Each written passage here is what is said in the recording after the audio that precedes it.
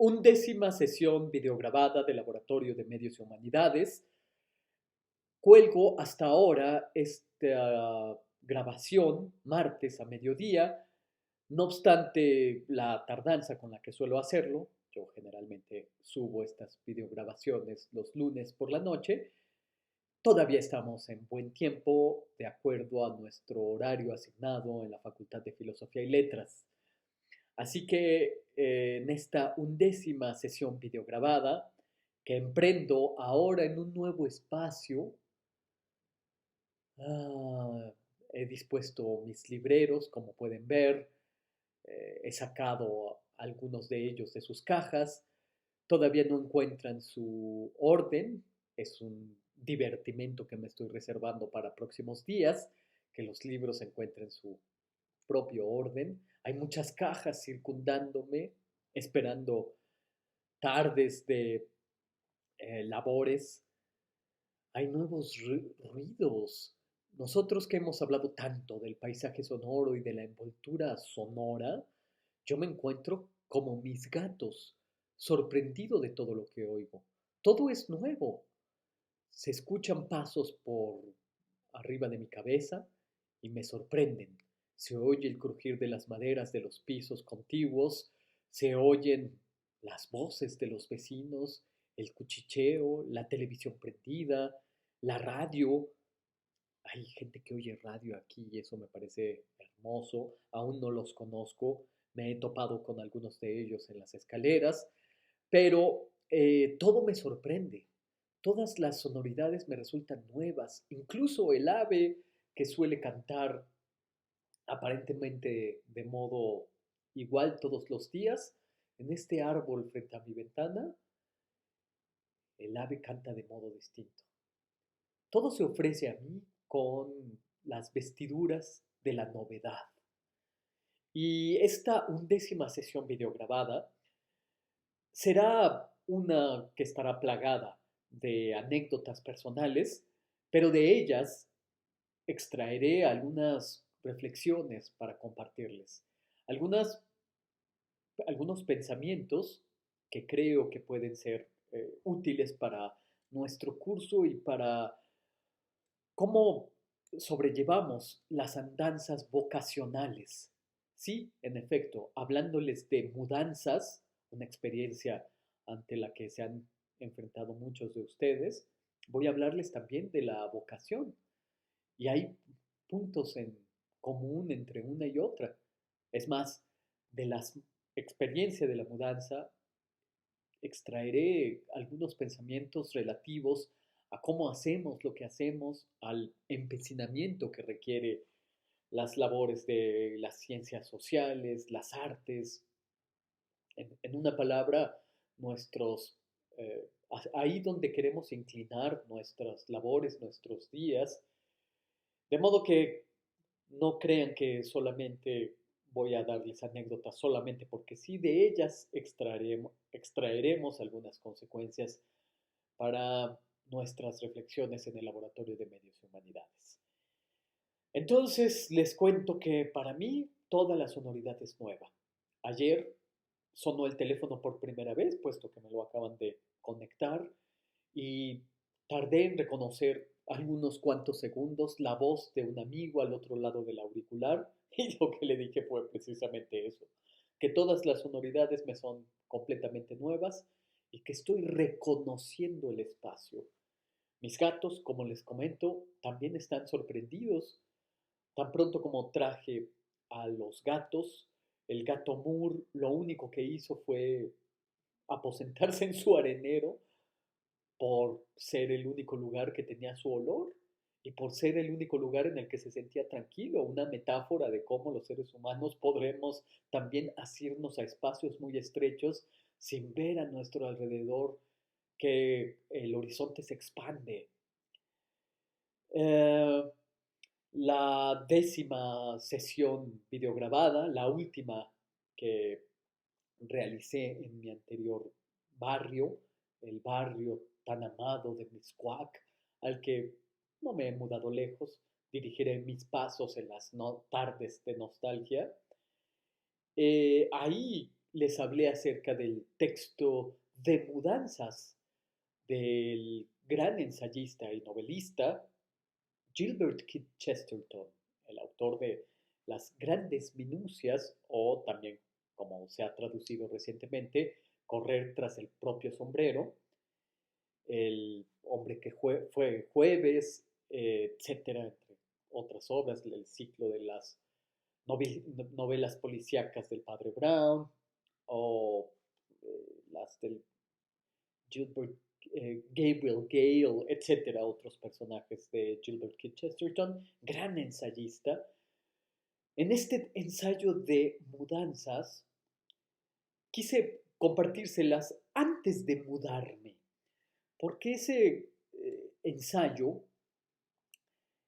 está precisamente él sentado en donde puede sentarse, puesto que todo lo demás se lo han llevado los mudanceros, unos hombres gigantescos que se han llevado la cómoda, se han llevado la mesa y lo han dejado a él, que es escritor, en un pequeño buró, escribiendo en un papel que encontró tirado acerca de nada en particular, escribiendo de nada en particular. Y en una distracción se levanta, se asoma por la ventana, vuelve los ojos y se da cuenta de que aquel mueble desvencijado en el que había estado escribiendo también se lo han llevado. Se ha quedado solo, se ha quedado su espacio vacío. Pues claro, se halla en mudanza. Yo me encontré en esa situación los días pasados. Pero ahora, en un lugar nuevo, pues el otro lado de esa experiencia ya no es el ensayo de mudanzas de Gilbert Keith Chesterton. El ensayo que complementaría la experiencia de la llegada al nuevo lugar, sería un ensayo de título Voy a desembalar mi biblioteca. Hermosísimo título que además me pone en una situación eh, inmediata ante la que me encontraré en muy poco tiempo. Bueno, algunos de los libros ya han tenido que salir de cajas porque tengo que desocuparlas para hacer otros viajes y traer varios de mis pertenencias, de mis hojas, de mis archivos, en lo que llamamos mudanza hormiga. Entonces la experiencia complementaria, la del arribar al nuevo lugar, la daría el ensayo Voy a desembalar mi biblioteca, no de Gilbert Keith Chesterton, sino de Walter Benjamin, nuestro autor multicitado, caballito de batalla, con el que incluso algunos de mis alumnos me hacen una especie de bullying porque siempre me las arreglo para terminar hablando de Walter Benjamin, pero pues es que Walter Benjamin habló de muchos temas, de modo que eh, da múltiples oportunidades para citarlo, como era su deseo, porque él siempre buscó una literatura que fuera citable. Esto era el rasero de la trascendencia, que su literatura fuera citable. Bueno, voy a desembalar mi biblioteca de Walter Benjamin, es el ensayo complementario de la experiencia de la mudanza. La primera parte es la de Gilbert Keith Chesterton. ¿Y dónde está ese ensayo? En algún lugar dentro de estas cajas. No sabría decirlo. Tengo que fiarme a la memoria para hablarles de ese ensayo, cosa que es muy interesante porque eso es parte del conocimiento integral. Al conocimiento lo llevamos en el cuerpo, el conocimiento lo incorporamos. Por supuesto que nos valemos de nuestros archivos, de nuestras fichas, de nuestros libros, pero, oh, laboratoristas, ¿cuántos autores han tenido que escribir sus libros en fuga? ¿Cuántas situaciones limítrofes de autores que se encuentran en situación de exilio, que no pueden llevar sus libros consigo, que tienen que fiar muchas de sus escrituras, ya el proceso de la escritura, ya su prosa tienen que fiársela al fondo memorioso, que por supuesto puede estar sometido a mil variaciones, a mil composturas o descomposturas, como ustedes prefieran. Pero esa situación menos limítrofe, yo me estoy felizmente mudando, me pone en esa situación de tratar de evocar con mi cuerpo, con mi memoria, este texto, Voy a desembalar mi biblioteca, de Walter Benjamin. Es un texto donde, además de dar algunas de sus ideas más personales acerca de la actividad de coleccionar libros o la actividad vinculante que tiene un coleccionista con sus propios libros, nos da algunas noticias de cómo obtuvo este o aquel libro de su propia colección que le resultan muy queridos, cómo en una subasta tuvo que pujar por un libro o cómo tuvo que actuar en una librería de segunda mano que no le interesaba un título para que el librero no alzara el precio así muy rápidamente al notar el interés del comprador. Y así, en ese texto, Voy a desembalar mi biblioteca, Walter Benjamin nos narra cómo una colección se va vinculando o tejiendo a través de enlaces emocionales fuertes del que solo aquel que ha logrado conformar la colección puede dar cuenta. ¿Qué quiero decir con esto? Si alguna vez han pisado el suelo magistral y memorioso de la Ciudadela de la Ciudad de México, ahí en Valderas, y han tenido la oportunidad de conocer las bibliotecas personales de Carlos Monsiváis, la biblioteca de José Luis Martínez, la biblioteca de Castro Leal, entre otras, la biblioteca de México compró algunas de las bibliotecas personales, estos autores que he mencionado, bibliotecas de más de 300,000 volúmenes. No, estoy exagerando, por supuesto que no, 24,000 volúmenes. Me parece que es la biblioteca de eh, José Luis Martínez. Por favor, olviden estas cifras porque más bien están fuera de mi memoria y entonces ya no quiero especular. El caso es que son bibliotecas personales enormes, enormes, enormes, que compró la biblioteca y se las llevó así como estaban en sus estantes a sus nuevos espacios. El proyecto bibliotecológico fue hermoso, puesto que consistió en esto, llevarse los libros tal cual estaban en las bibliotecas de los autores y registrar los libros de acuerdo a este orden. No es un orden que podemos encontrar, por ejemplo, en la Biblioteca Central o en otras bibliotecas, en las otras salas de la misma Biblioteca de México. No, conservaron el orden de los autores. Y esto significa que se permitió la entrada a la sorpresa vinculante que hay entre un tomo y otro. En la biblioteca de Carlos Monsiváis, por poner un ejemplo, se encuentra la obra de eh, Marcel Proust, la colección de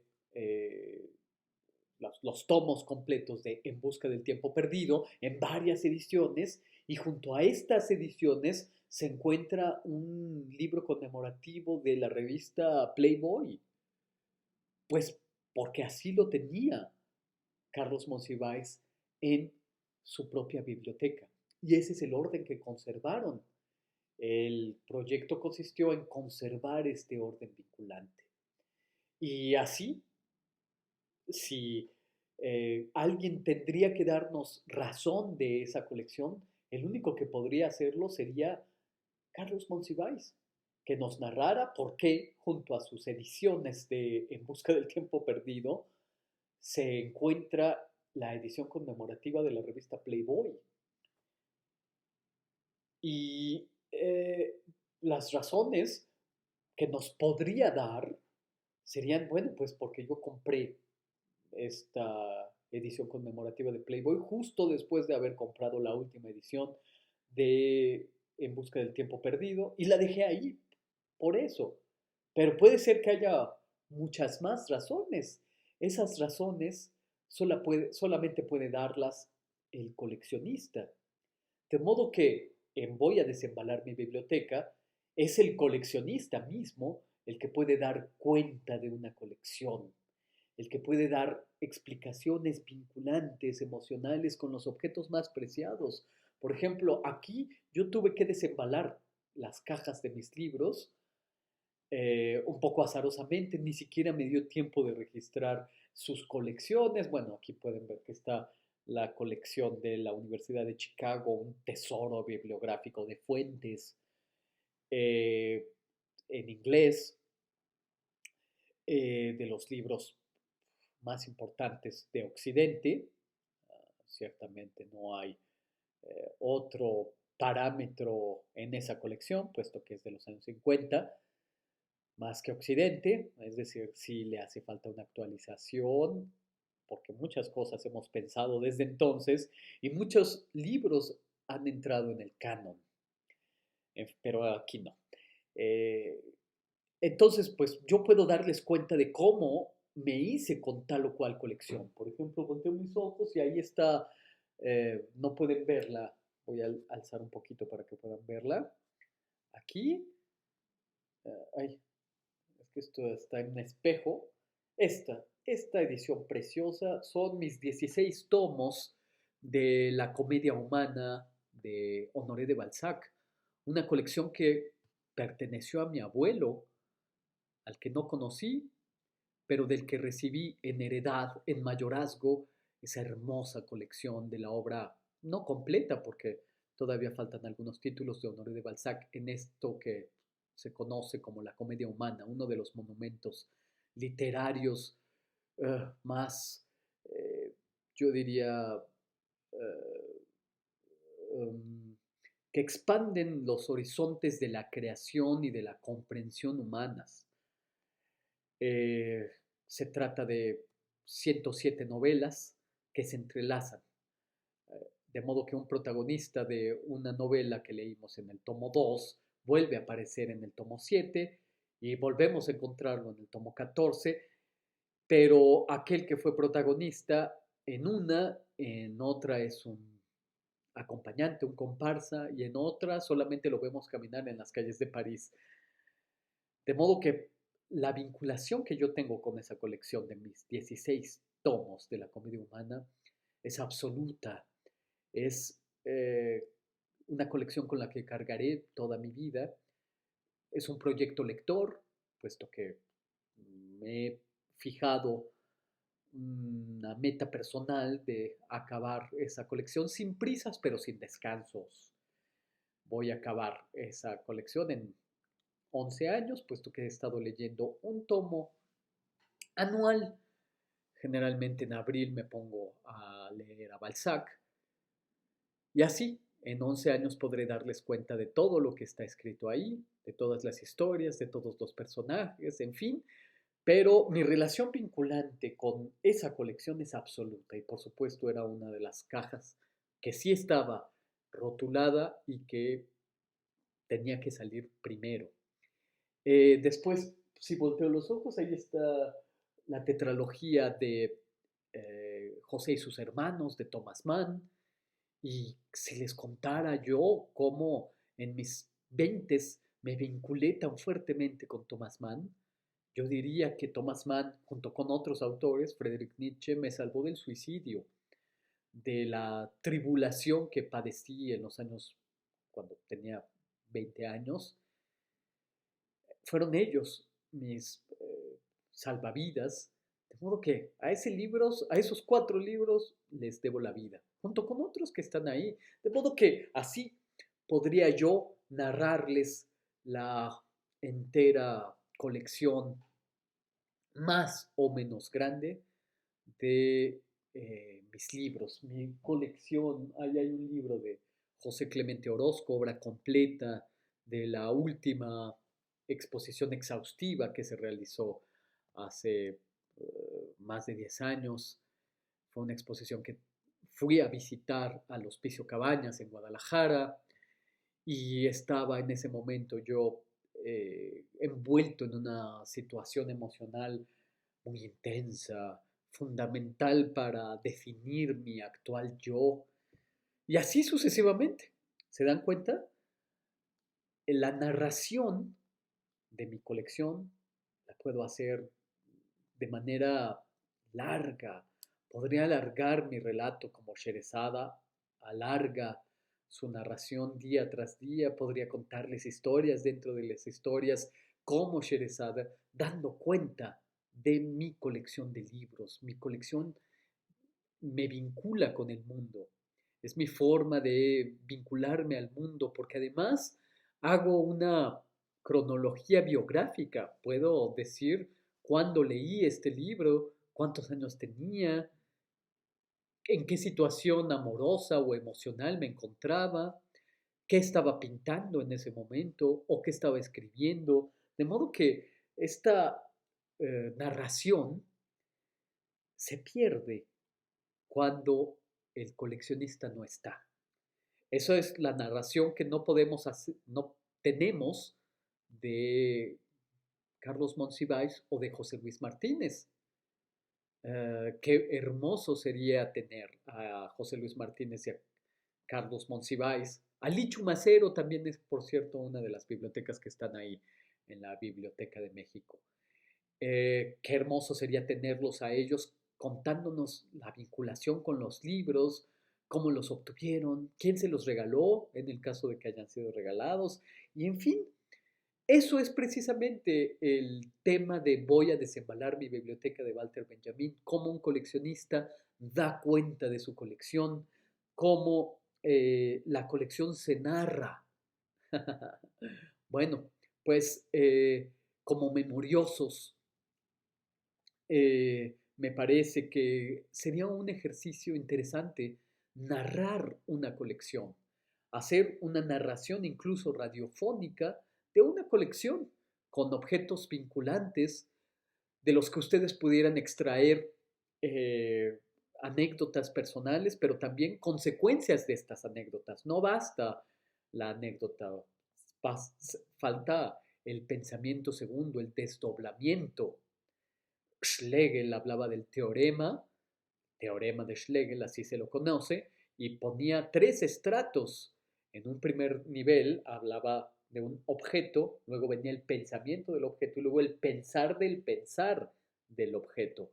El ensayista se encuentra en la tercera, en el tercer escalafón, en el pensar el objeto. No basta mostrarlo. De modo que esto es lo que quiero decirles. Podría ser interesante como un ejercicio que ustedes mismos realizaran, que grabaran con su celular y que echaran a andar un complejo entramado de relaciones vinculantes, emocionales, eh, anecdóticos, biográficos, pero también del conocimiento. Es decir, yo puedo narrarles las circunstancias en las que leí la... déjenme ver qué... los cuentos de Hoffman y la relación que sostengo con Hoffman emocional, pero también la relación que sostengo con Hoffman filológica, puesto que Hoffman me ha arrojado a una cantidad enorme de textos, otros artículos, biografías, obra crítica, en fin. Entonces puedo narrarles de cada uno de los libros mm, muchas mesetas de significación, muchas mesetas e intensidades de significación. Eh, bueno, entonces probablemente sea un ejercicio interesante que narraran una colección. Y esto no se los voy a pedir como un ejercicio obligatorio de la clase. Háganlo para echar a andar la voz, para echar a andar la palabra, para echar a andar la improvisación, etcétera, y para echar a andar esta convocatoria de la memoria. A la memoria hay que convocarla oportunamente y hay que ejercitarla, desde luego. Decía eh, Spinoza que la erudición es la convocatoria del conocimiento de manera no oportuna. La sabiduría, en cambio, es precisamente la convocatoria de lo que se sabe de manera oportuna. De manera que, pues, echar mano de esta memoria es también ejercitarla, convocar lo que sabemos de manera oportuna.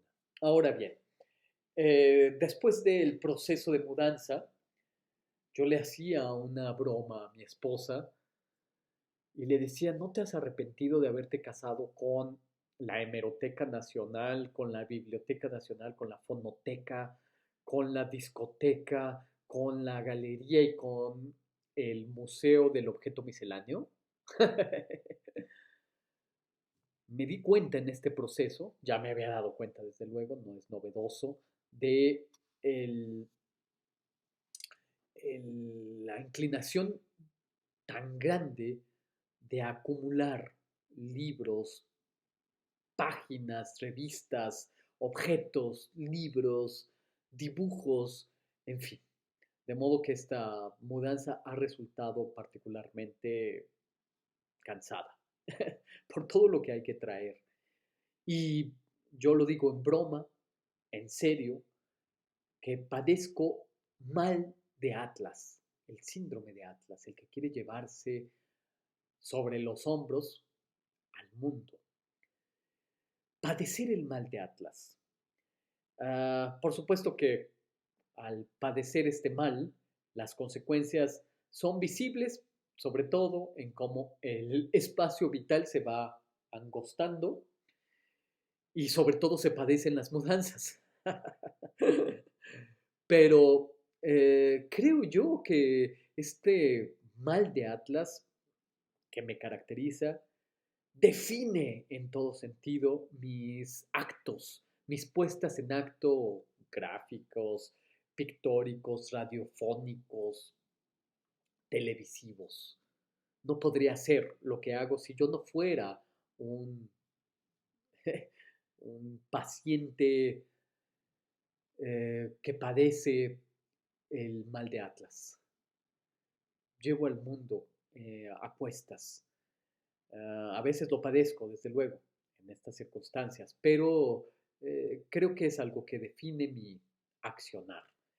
Y precisamente los archivos se van conformando por archiveros que lo son sin saberlo incluso, eh, que padecen el mal de Atlas.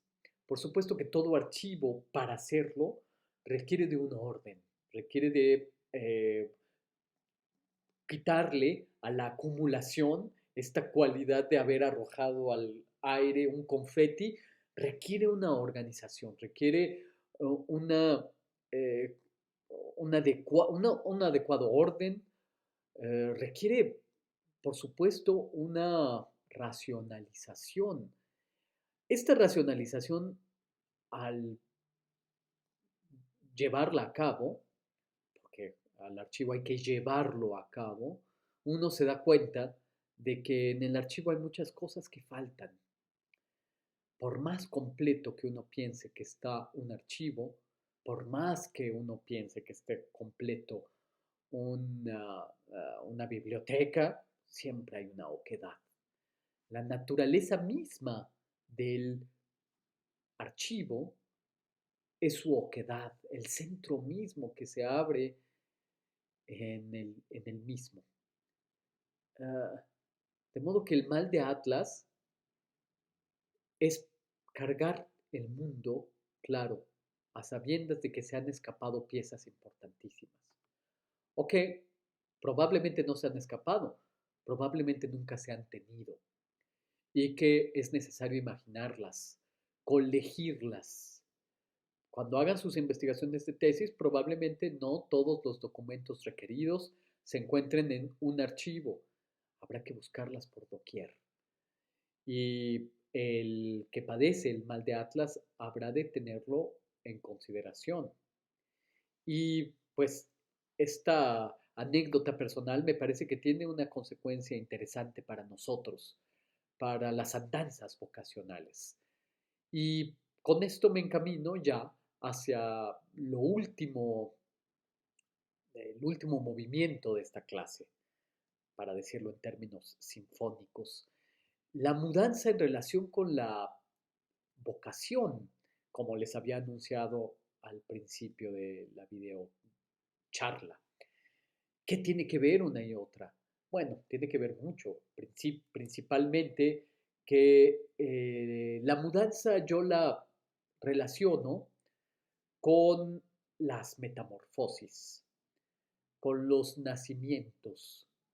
Hay mucha gente, y probablemente ustedes lo habrán oído, puesto que es una sabiduría popular, se repite constantemente, que relacionan las mudanzas con pequeñas muertes. Yo lo veo al revés. Relacionan las mudanzas con, por ejemplo, incendios, y esto es algo que pertenece a la sabiduría popular. Comparan a la mudanza o la experiencia de la mudanza con la supervivencia de un incendio o con la muerte. Y yo lo veo al revés. Para mí no es un incendio, o si lo es para mayor templanza.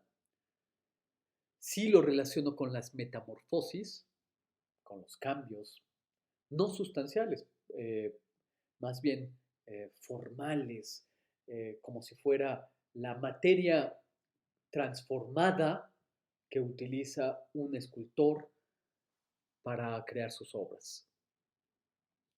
Eh, una metamorfosis, un nacimiento. Y la vocación es el llamado que se introduce por debajo de la puerta. Todos han sentido ese llamado, con mayor fuerza o con menor.